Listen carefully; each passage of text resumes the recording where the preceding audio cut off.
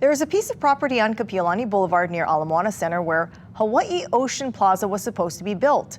Well, that project's now been stalled for years. And tonight, KITV4's Robert Buon has an update and a story you'll see only on KITV4. Well, first things first, what's behind me is not exactly breaking news. The weathered tarps you see here, if you've driven up and down Kapiolani Boulevard at any point over the last 6 years, you've likely seen the site, which was supposed to be where you would see the Hawaii Ocean Plaza. It was in 2017 when plans were first introduced to investors for a proposed high-rise structure. 6 years later, still not a whole lot of answers as to what's actually going to end up on this site or when. Like many plans, it looked good on paper. The conceptuals for Hawaii Ocean Plaza. Over 40 floors of hotel rooms, office space, fine dining, and condominiums. That was the plan in 2017. What it looks like in 2023? Not even close. No high-rise, nothing built, not even a foundation. And as it turns out, the vacant lot isn't the only thing locked up. Enter Andrew Daisuke Stewart, lawyer for Japanese investor Kiyohito Nishibayashi, who put a lot of money up front, so far with nothing back in return.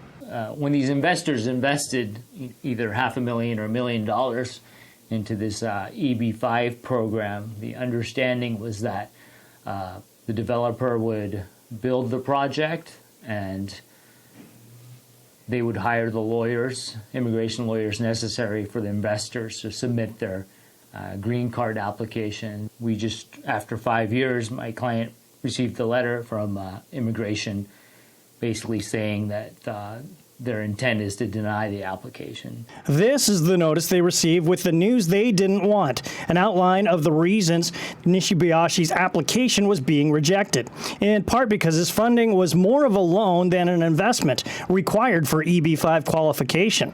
Shouldn't all of this have been addressed a while back?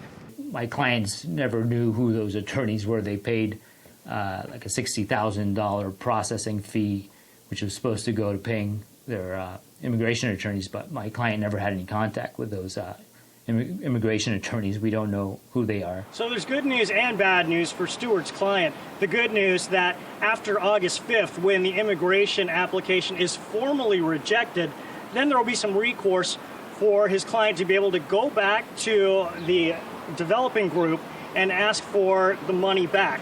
So that part isn't entirely lost. The bad news, though, it seems that there are quite a few others that are already in line. Lawsuits that have been piling up since 2020 of other investors also looking for their money back.